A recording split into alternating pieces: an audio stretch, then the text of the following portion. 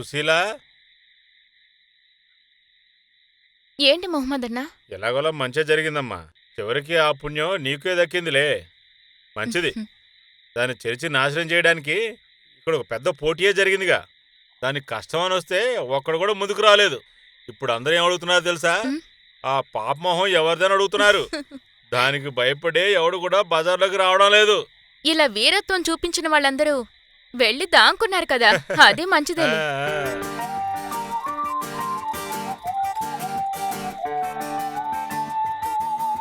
పిల్లల డ్రెస్సు బొమ్మలు తీసుకొచ్చాను. సూపర్. చీము రక్తం ఉన్నోళ్ళు ఈ ఊళ్ళో ఇంకా ఉన్నారంటే ఇదే మరి. ఈ అబ్బాయి అదరగొట్టేశాడు. తీసుకో అమ్మా.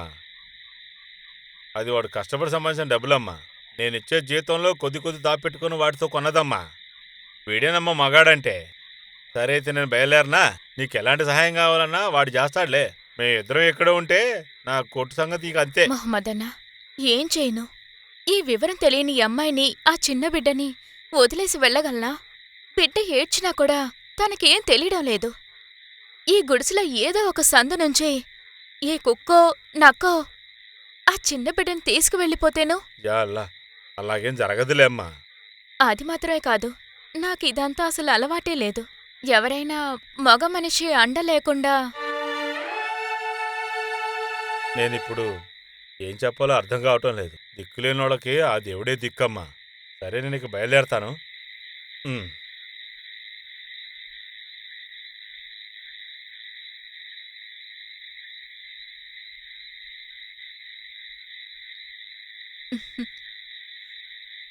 చూసావా, ఆ, రాత్రైంది కదా, ఆ. కొంచెం జాగ్రత్తగా చూసుకో. నేను చూసుకుంటాను. నేను బయలుదేరతా. అలాగే.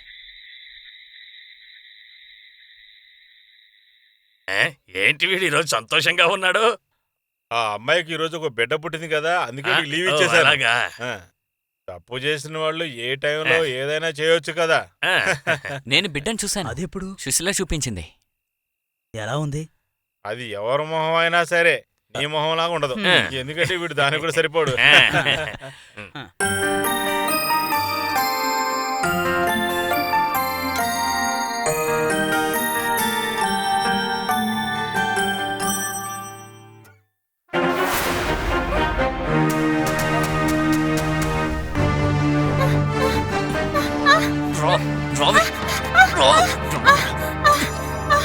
ఒంటికేకో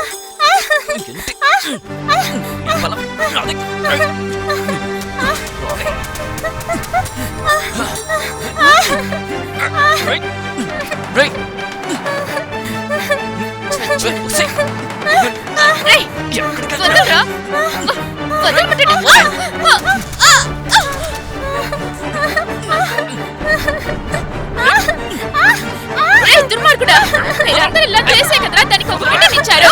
అది చాలదన్నట్టు మళ్ళీ వచ్చావా? చంపేస్తారా?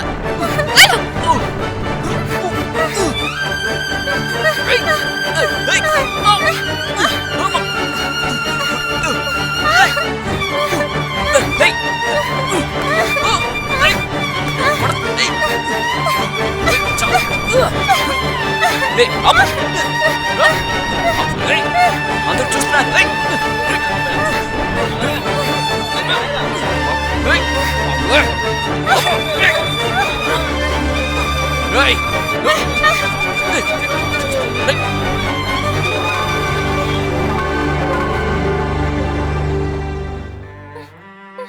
మనమంతా చూస్తూ ఉండగానే ఒక అమ్మాయిపు ఆడపిల్లని చెడగొట్టాలని చూస్తున్నాడు. రేపు మీ ఇంట్లో ఆడపిల్లలు కూడా ఇదే గతి పట్టొచ్చు. అప్పుడు అందరూ కూడా ఇలాగే నిలబడి చూస్తూ ఏమీ చెయ్యకుండా ఇలాగే నిలబడితే ఏమిటి అర్థం చెప్పండి? చేయకూడదని కాదు, భయంతోనే ఇలా చేయట్లేదు. ఈ ఆడపిల్లకున్న ధైర్యం మీకెవరికీ లేదా? ఒకరిద్దరు మగాళ్లకు బుద్ధి చెప్పడానికి ఈ సమాజానికి ధైర్యం లేదా? ఆమెను కాస్త కళ్ళు తెచ్చి చూడండి. భూమాతకు ఉన్న సహనం ఉంది. చివరికి తన బిడ్డకు అన్యాయం జరుగుతుందని తెలిసి ఎదురు తిరిగింది.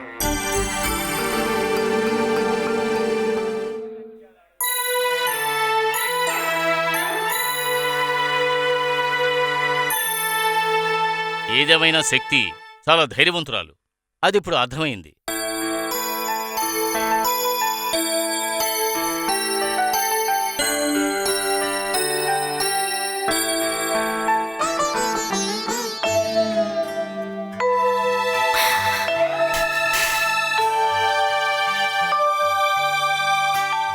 తనకి మాట్లాడే శక్తి లేదు, కానీ అన్నీ అర్థం చేసుకోగలదు. ఈ బిడ్డని నేను పెంచుకుంటాను.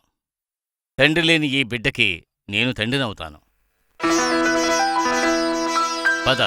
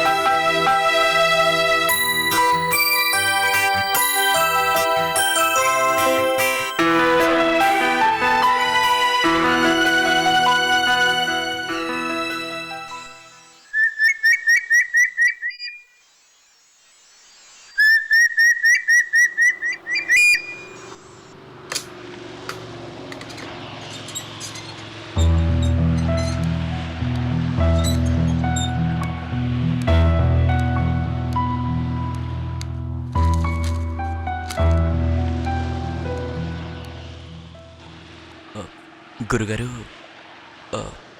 గురుగారు, మీరు నా కళ్ళు తెరిపించారు. ఇక నేను దేని గురించి ఆలోచించను. తనంటే నాకిష్టం గురుగారు. ఆ బిడ్డ తను నాకు కావాలి. నువ్వేదో ఆవేశంలో మాట్లాడుతున్నావని నాకు అర్థమవుతోంది. లేదు గురుగారు, నేను ఆవేశంతో అస్సలు మాట్లాడలేదు. నేను బాగా ఆలోచించాను. ఇంకా ఎవ్వరూ తనని ఇబ్బంది పెట్టరు. అంటే నువ్వు జీవితాంతం తనకి తోడుగా ఉంటాను అంటున్నావు. మంచి విషయం.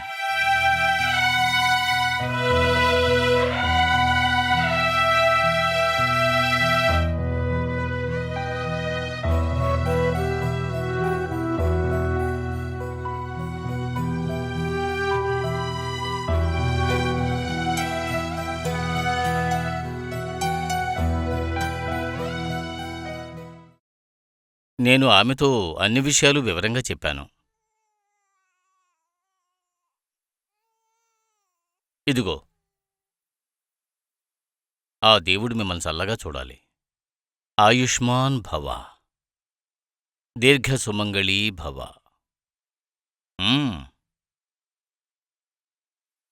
వెళ్ళిరండి.